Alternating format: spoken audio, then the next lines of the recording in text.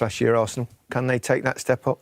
Well, first of all, I've got to say how great Saka was today. I mean, 1 goal, 1 assist. Just absolutely superb he was. But yeah, I mean, the best defence in the league last season. They've gone out and signed a defender. We expect Moreno to come in next week. 89 points last season, took it all the way to the final day.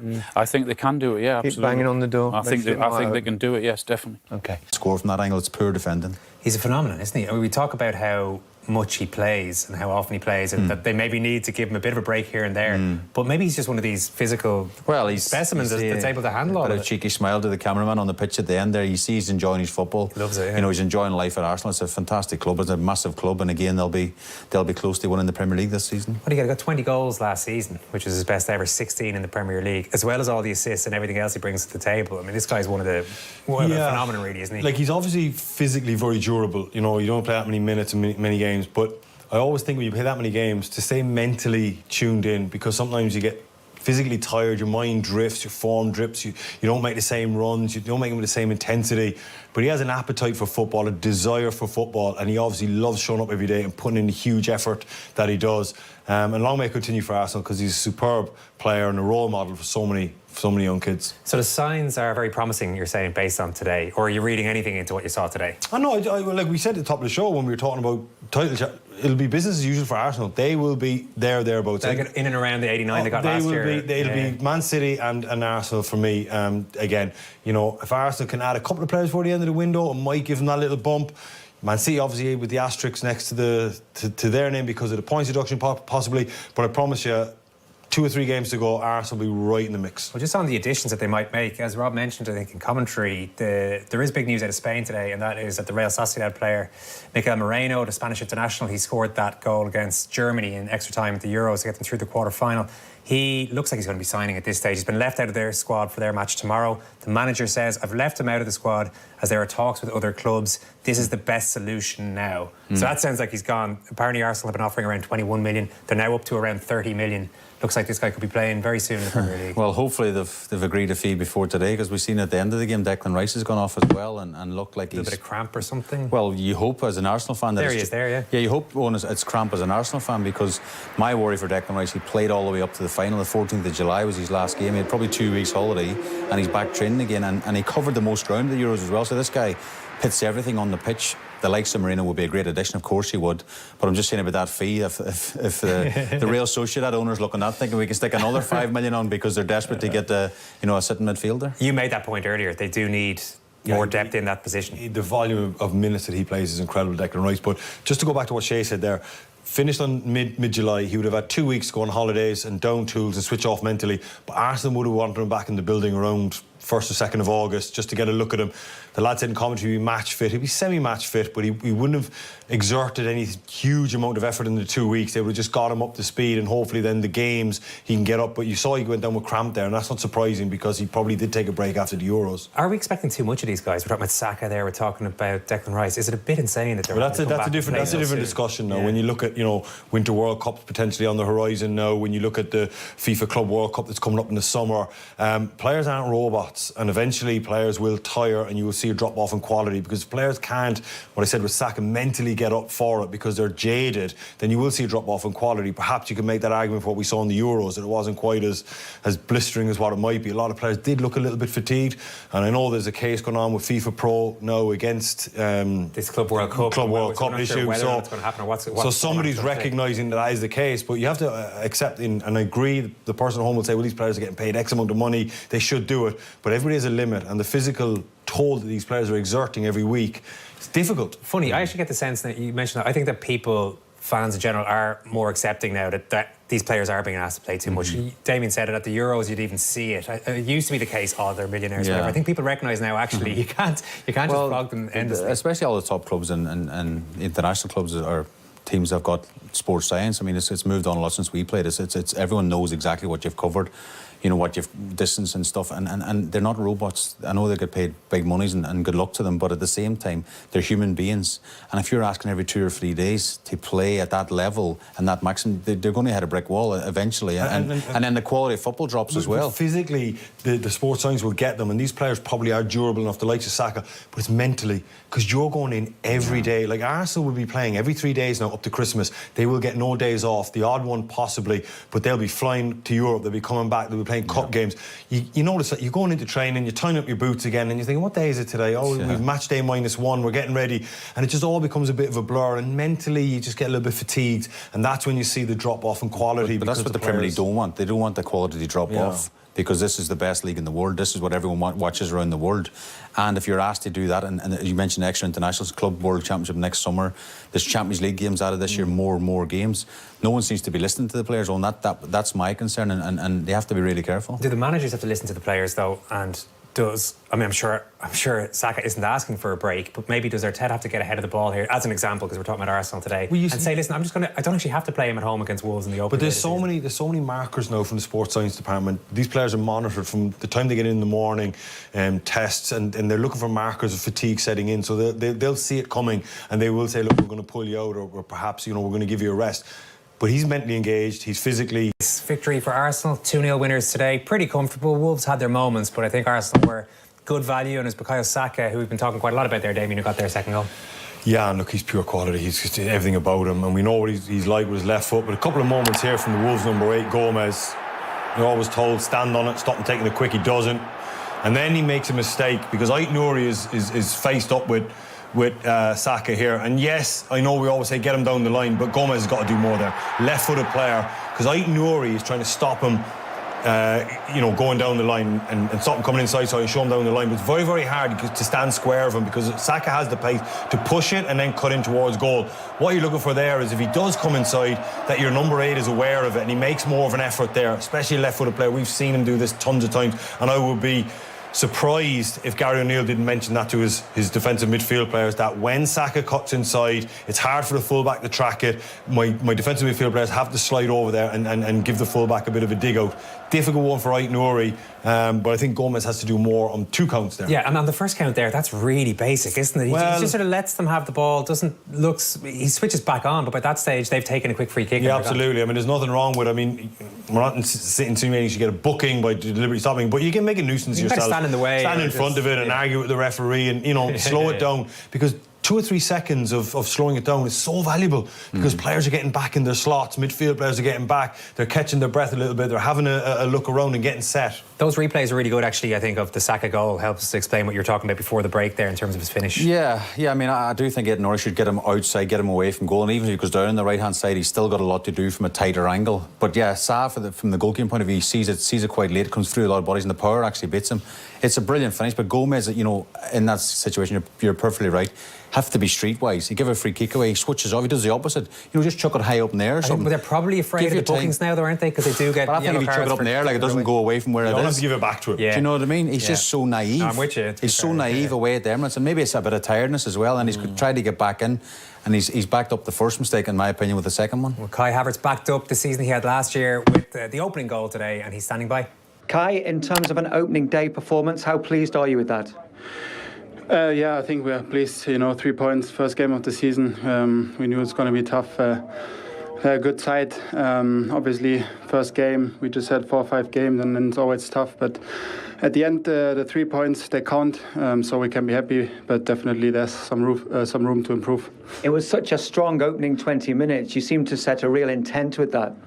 Yeah, I think the first 20 minutes were good. We had good chances. I think then we lost a bit the control of the game, and our press didn't work always 100%, but still I think we defended deep very well, didn't allow a lot of chances for them, and yeah, as I said, 3 points. Playing the central striker role, how important is it for you to be able to score like that and get off the mark quickly this season? Yeah, I mean, it's important. Definitely, as a striker, you always want to contribute with goals or assists. So, obviously, I'm pleased, but I'm very, very happy about the 3 points, the goals. They're going to come, so I'm happy. Bukayo Saka had a big role in that goal and then scored a wonderful goal himself for the second. How important a player is he for Arsenal? Yeah, he's unbelievable. I think there are not a lot of players like him on the planet. He's still so young.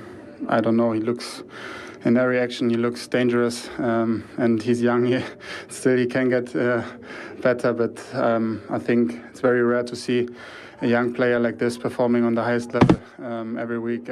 So I think we're all very happy with him. And then with the players that you were able to bring on as the game went on, does it show how much strength there is in the Arsenal squad now? For sure.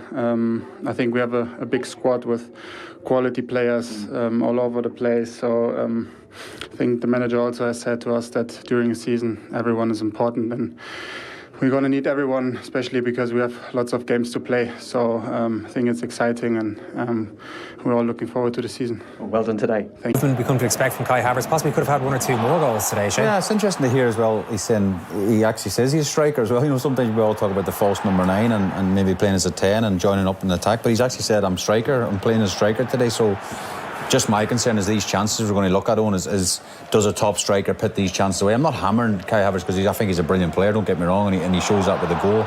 But again, does a Haaland turn the other way and get a shot off, for example, on this one? You know, plays on his front foot. And again, this is a fantastic run, a great run down the channel for a striker, and a good ball. I mean, Saka, we spoke about this, I think, off air. Should this be a yellow card? Because I think Hwang got booked second half for Wolves for perhaps Gary O'Neill wasn't happy with that first time. But then again, that's a really good chance for a striker there. You've got to hit the target minimum there from inside the box. No pressure on the ball. But then again, this is your number 9. This is your striker. It's a fantastic, a great ball in from Saka. Don't get me wrong. But again, he's you see that in the interview, he's a big, tall, gangly sort of person. But again, that's a brilliant header. Yeah, he's a nice target for Saka when he's cutting in like that, isn't he? Yeah, he is, and he's not a traditional number 9 that will lead the line. I mean, you look at Haaland, there's periods of the game, 30, 40 minutes, where he's anonymous, but he's happy to stay up and move the 10 yards either side as the play is developing, and that's what Pep wants, a centre-back that keeps the 2 centre-backs away to create space for the midfield players. He's the opposite. He comes in and he links it.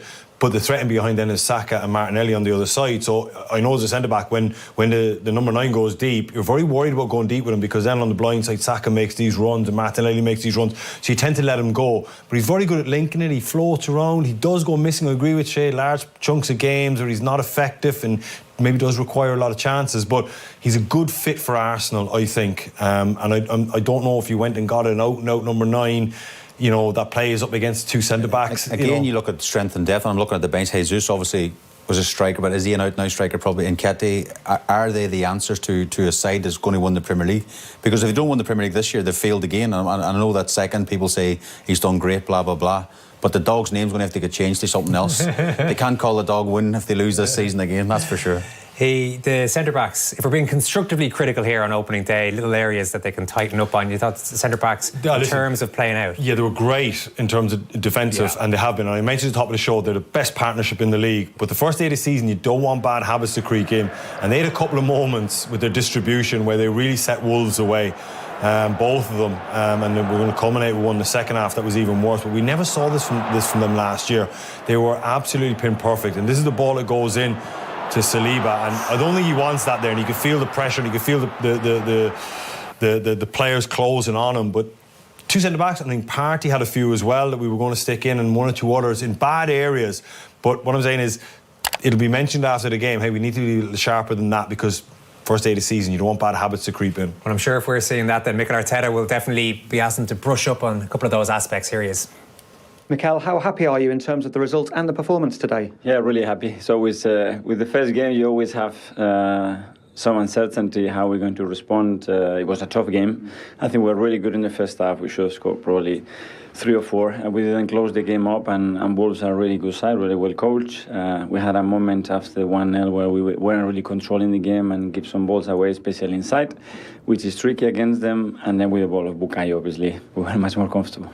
That intensity you seem to show for the first 15, 20 minutes even, was that exactly what you were looking for? Yes, even longer, and there are certain periods that we maintained that, but yeah, we couldn't capitalize on that, you know, and there were a lot of actions that we should have finished them much better. Still, the way the boys go about the job and how they try is unbelievable, so overall very happy.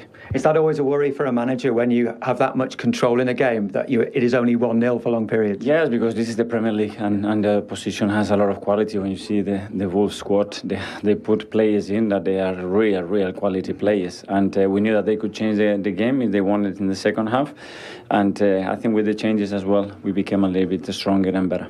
Yeah, the second goal as well from Bukayo Saka. After his involvement in the first, is he the sort of type of player that every manager would love to have? Yeah, for sure. His level of consistency, the amount of time that he's producing goals, scoring goals, is unbelievable. And he's done it first game, 2 contributions. It can be hard to hit the ground running. Did it look like a team, do you feel, that were really comfortable together and had a lot of togetherness? Yes, they are. We certainly are. I think we had a really good pre-season, good start, first game, get it away. And yeah, there are things to improve for sure. But overall, very happy. When you say things to improve, what is it you're looking at? Well, especially the lack of control that we have in moments in the second half, because we gave so many simple balls away. I don't know if it was fatigue or what was it. Credit to Wolves as well, and especially the situation that we had to finish the actions better. But overall, a great way to start the season. Very happy. Well done. Thank you. We might get a question there on Mikel Moreno. It looks like he's signing from Real Sociedad, but to be fair, I'm sure Arteta would have just dead batted that one and said he's not talking about players who he hasn't signed yet.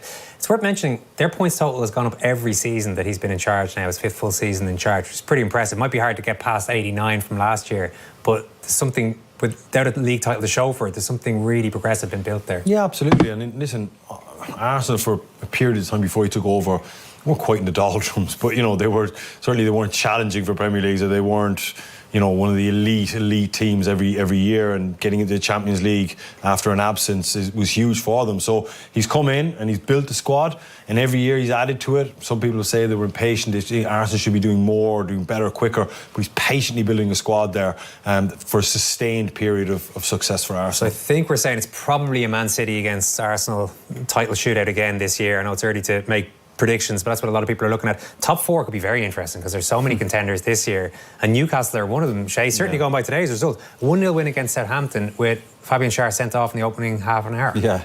Well, before the game, but like today, I thought, you know, Arsenal at home to Wolves is a comfortable. I thought Newcastle at home to Southampton, one of the promoted teams, that's a comfortable 3 points. But when you get a man sent off and you play a long period of the game with 10 men, you know, you're hoping probably even for a draw wouldn't be the worst result with 10 men. But to get the win again will give them huge belief that they can have a successful season. I think the other thing for Newcastle this year is because obviously they don't have Champions League football. Yeah. In fact, they don't have any European football this year. They can really kick on this season and maybe strengthen before the window closes as well. But there's Chelsea, obviously Liverpool, Man United. There's so many clubs. It's nearly like a title race with Arsenal, I think, and City. We both agree. But there's actually a really big race for top 4 as well. Yeah, Chelsea played Manchester City tomorrow. Chelsea, Which 11 players are going to put in? There was an amazing clip went out during the week of you saw it, Shay, the training ground. They're all in the gym. Seems to be about 40 or 50 of them, and this is their playing squad. It looked like a portable gym that they had to build because they couldn't fit everyone. No one that was in the building doing their prehab before training starts. But look, you just hope somebody has a plan at Chelsea and Maresca some way. It's mad, right? Because Pochettino at the end of last season, they won 6, they got in the top 6, they won loads of games, they had some momentum, and he gets sacked the week after the season. It's crazy what's going on at Chelsea. Have you got any confidence regarding them that they can actually put it together? I don't know. I really don't know, and I don't even think they know the hierarchy or even the manager or the players. It seems there's too much confusion to have a successful season. Spurs went the other way last year. They looked really good for a spell early, and then wheels came off a little bit. But would you give them a chance? They play Leicester tomorrow night at top 4 this year. They play on Monday night, I should say. Jeez, I don't know. Top 4 is becoming so difficult now. Like, you know, you factor in the likes of Newcastle without European football. I think they're going to be a force this year. I really do. And today's result will help them massively. Tottenham, I'm not sure. You know, they could have a decent season. I don't see them having enough to get top 4. No. They struggled last year. I don't think they've addressed enough of the issues that they had last year. But they'll be competitive, but I don't think they're good enough to get top 4. Everton, 3-0 defeat at home to Brighton. Yeah. If you look at positive, might be. I think Sean Dyche is just setting up his perfect scenario of just getting his back to the wall early. Yeah, well, that's one thing. Yeah, there's no Work points mad. deduction yet this season, so maybe he's just straight into. People are looking at the Brighton manager as well. You have to mention him today. Yeah. 31 years of age, first game in the Premier League, away to Goodison. You can imagine the atmosphere there today would be pretty special. It's their last season in that stadium, and he goes and wins 3-0 away from home. Nice for those of us who'd like to see Jake O'Brien get fast-tracked into the starting lineup. Well, I there, tell you, he was on the bench today. If you're a new centre-back and they get beat 3, it's perfect for you, you know. You won't quite be knocking on the manager's door, having only just been signed, but at some point the manager's going, no, you're getting a goal, kid. Yeah, and the other side of things, Brighton scoring a lot of goals without Evan Ferguson in the team. Yeah, we didn't get a chance to talk about the Irish players when we were sort of previewing the season before the show. Ferguson, I had to check it again this week. He's still only 19 years of age, you know, but things did tail off last year. Would you expect him when he gets back starting, which is pretty, he's not far away apparently, that he can hit the ground running this year? He needs a big year. You know, last year, he burst on the scene. Then he had a down year last year, but you know, injuries compounded the situation. You know, deserve be questioned or hinted that maybe he needs to do a little bit more. Yeah. So I think it's a big. If he gets fit this year, he needs to have a big year and really show the maturity and the development that we all think that he has in him. What is a big year? You like double figures goals, that kind of thing? Or? Playing regularly. You know, if he could get 20 starts under his belt, and I know it's going to be difficult with the attacking players that they have, but he has to accept that challenge now and think, right, where do I fit in this Brighton attack, and really get himself involved, score some goals and get minutes under his belt, because that's the only way he's going to develop, is getting minutes under his belt. You confident he'll do that? I hope so. I mean, it is tricky because you mentioned he's still so young and we expect so much. And a year ago, we're talking about this is the answer to all the problems with the Irish team. And Sammy Smodic, for example, has just signed for Ipswich and our Premier League team. I mean, seen Liam Delap play as well, which I know he's played for England under 18s, but his dad, Rory Delap, we all know, played with, of course. I'd be, if I was the new manager, I'd be getting all these players. Sign Liam Delap up. He's a beast. What I mean. Get them on board. Liam Delap's quick, he's powerful, he's good, and he's a good finisher. All these. I'm not sure I could do another country tug of war. But if we win this one, then I'm happy. But it's amazing that, England are sort of scouring the world for players. We're a smaller nation. We have to do the same thing. Yeah. Get all these players on board, get them capped like Liam Delap, and strengthen the squad. Shay, brilliant stuff. Thanks a million. Thanks. Brilliant stuff. Damien, thank you so much. Looking forward to a season with you guys. We'll be back next week. Talk to you soon.